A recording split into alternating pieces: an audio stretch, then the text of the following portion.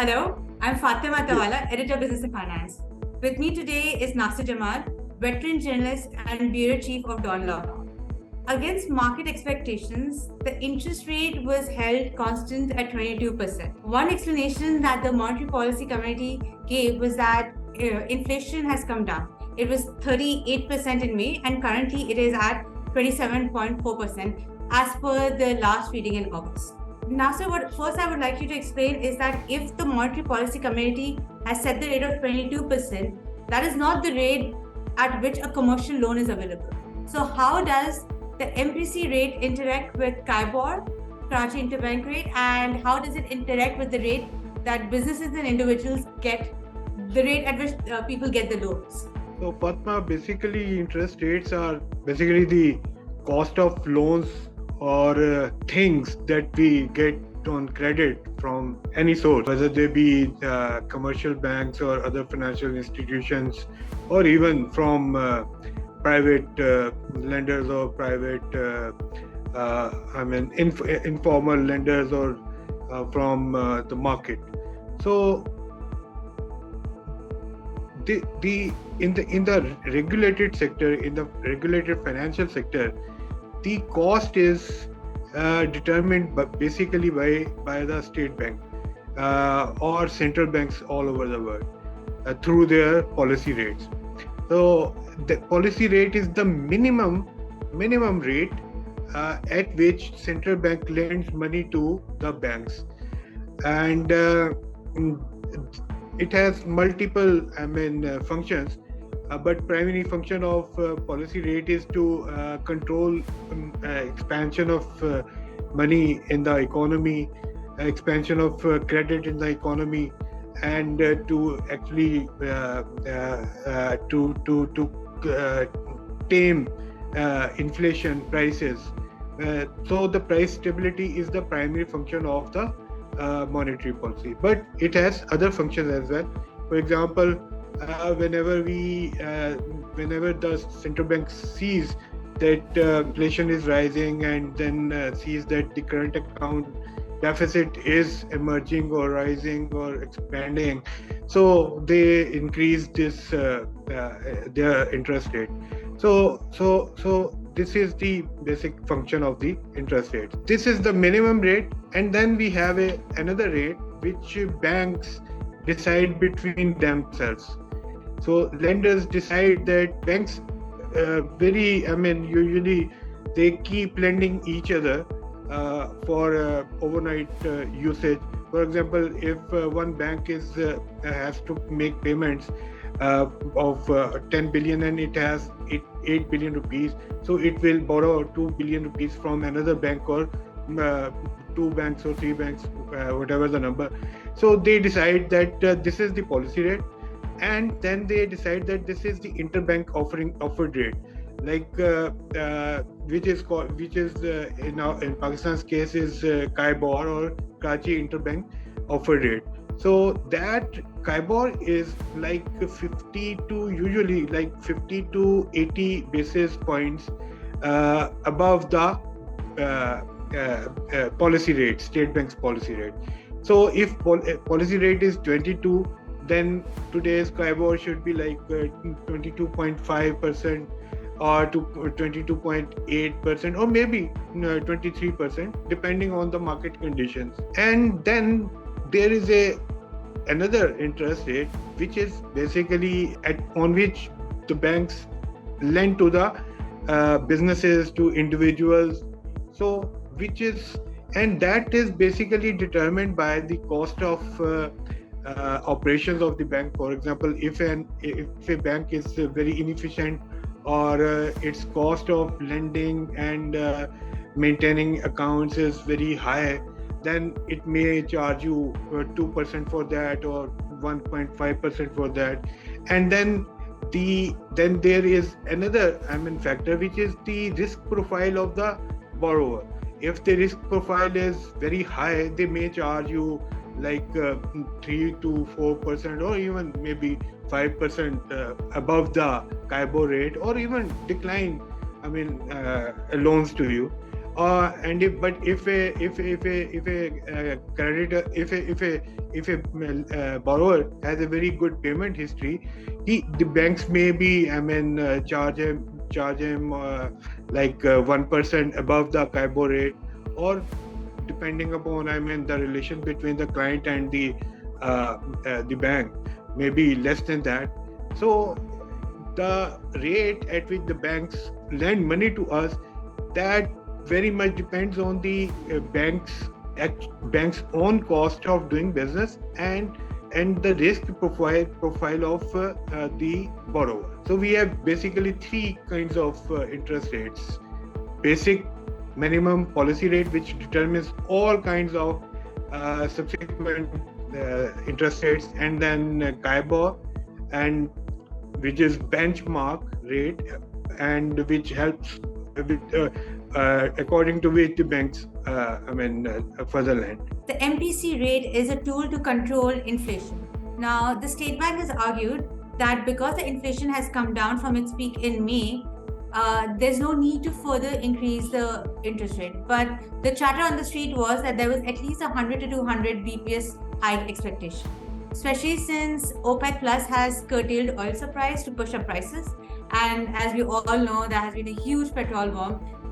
Petrol is at 331, diesel has been jacked up. So this expectation that inflation will not occur, what are your thoughts about it? Do you think that State Bank made the right decision, made the right call? This is very hard to decide whether it was right. It is a right decision or it was a right call. The information State Bank has must be is far more than what we have at the moment. I don't know what the monetary policy members were actually looking at.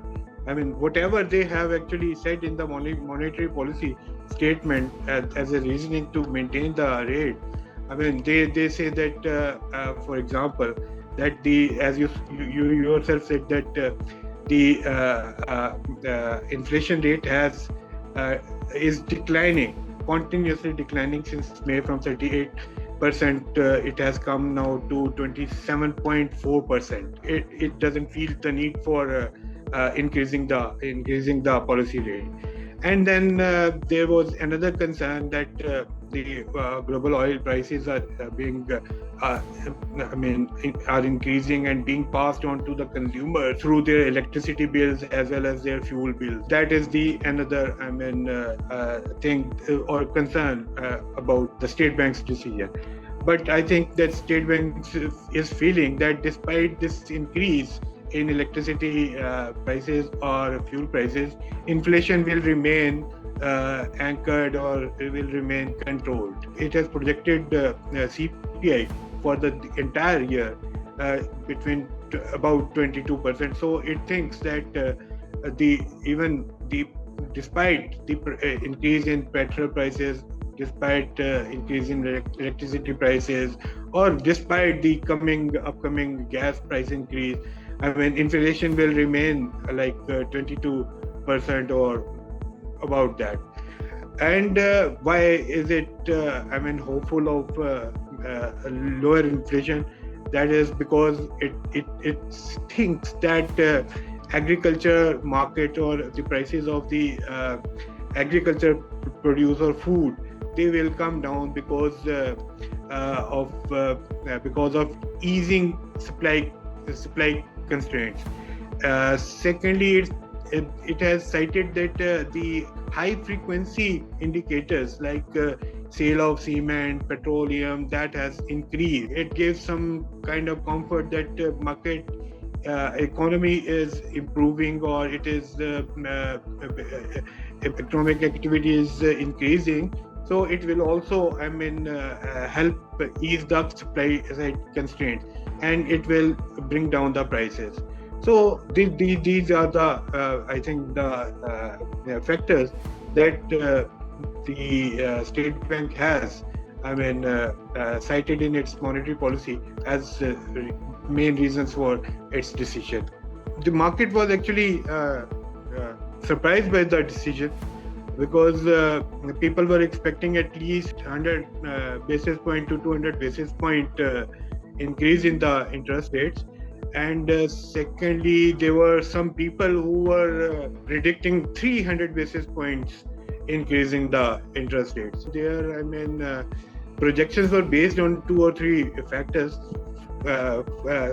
Number one, the market players, many of them, they think that the state bank has always been behind the curve in targeting inflation or targeting price stability. Many would point out that the state bank started tightening of the monetary policy very late in the day in September 2021, and the increase was very slow, and unless till IMF came in, it was not very proactive in its approach. So that was a problem, and many people think that even this time around, this decision is shows that the state bank remains behind the curve. Secondly, there are people who are they will also tell you that the chances of the annualized inflation to average at 22%, as the state bank says, are very are minimal. Because the government has to, under the IMF program, it has to continuously pass on the oil prices to the consumers through their electricity bills and through their fuel bills. So it means with the global oil prices continuously rising, it means that we will continually see the prices of electricity, prices of petrol, prices of diesel, continuously they will continue to surge. And then these prices, energy prices, they have very broad impact on overall inflation, on food inflation, on any kind of inflation, on rents, home rents. They are also affected by energy prices. So they think that the overall consumer price inflation, that will increase rather than decrease, as the state bank tells us. And then there is another concern in the market about the state bank's decision. That is because of the current account deficit. We have seen that the current account posted surplus for 4 consecutive months. The state bank has this position that it is within the projected range, so we don't have to worry about this return of current account deficit. I think that given these conditions, like elevated inflation, rising global oil prices, and current account deficit, and exchange rate depreciation, though of course administrative actions have controlled the rate somewhat, but that is without any increase in the volume of foreign exchange that state bank has. So actually the reserves are still declining, and going forward, if we don't receive money from abroad, from multilateral agencies, or from our bilateral lenders like Gulf states or China, we will be seeing this foreign exchange reserves decline further.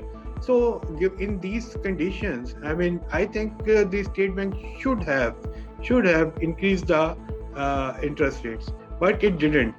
And in a way, I think more than more than the reasons it has cited in its monetary policy statement. I think the another underlying issue is government's reckless expenditure. I mean, it's fiscal policy, reckless fiscal policy. I mean, the government has been running a fiscal deficit of, 7% and above for 5 years or 6 years now. I mean, this is very large. This is very large fiscal deficit, and it is not sustainable. I mean, running such large fiscal deficit for so many years, this is not sustainable. I think the state bank should have increased the policy rate, and because the conditions, the economic conditions, the economic fundamentals, they are not looking good. I mean, still, despite slight improvement in exchange rate, and secondly, I mean, I think that without increasing the policy rate or interest rates, I mean, state bank cannot expect the government to reduce its domestic borrowing, which is essential to control its fiscal deficit. But I also understand that the underlying factor behind state bank's decision to hold the interest rate is more than the factors that it has actually cited in its policy statement. I think the state bank, the people at state bank or the monetary policy committee, I think they think that monetary policy cannot work effectively in an environment where the government's fiscal deficit is so huge, around 7%, and actually the government has been running this kind of huge 7% and above fiscal deficit for last 4-5 years, and this is not sustainable. I mean, it has made to meet its expenditure, it has to borrow, and from the domestic banks, as well as from external sources, and this has its reckless fiscal behavior is a major producer of inflation in the economy. I mean, of course, the administered prices of energy, they are definitely responsible for cost-pushed inflation in the economy, but the demand pull is coming from the government. The demand pull is coming from from the government's fiscal policy. So I think the government has to control its fiscal deficit and bring it down to 2 to 3%, and maintain it at that place, at that level, for another 3 years, 4 years, 5 years. Even if it has to, for that, it has to cut its expenditure, it has to increase its income, all these things. So, but still, I think state bank should have acted proactively and increased the interest rates. Thank you so much for your time, Nasir. As you just explained, the MPC rate is the minimum interest rate that can be charged in the economy. KIBOR, the Karachi Interbank Offer Rate, is the rate at which banks lend to one another. And the third rate is the rate at which banks offer loans based on a person's credit history and risk profile. The MPC rate is the main monetary tool used to contain inflation. The SBP believes that inflation has peaked and the economic activity is improving moderately because the sales of key inputs such as fertilizer and cement have seen a slight uptick. Furthermore, in the first 2 months of the fiscal year, FBR revenue has increased by over 27%, though some of the increase might be accounted for because of the inflationary effect on prices. On the other hand, current account has posted a deficit of $800 million, whereas in the last 4 months it had been posting a surplus. OPEC Plus supply cuts have pushed up prices to over $90 a barrel. And as we all know, government is the biggest borrower in the economy. Its borrowings have an inflationary effect in themselves. Hence, the market was expecting a 100 to 300 BPS hike in rate, which would have brought the MPC rate to around 23 to 25%, especially given the recent increase in electricity prices and petrol prices. However, in the past, the monetary policy has had a very limited success in controlling inflation through interest rate because the inflation is more of a cost push nature. Keeping that in mind, it is possible that the Monetary Policy Committee made the right decision. Whether it has or it has not, only time will tell.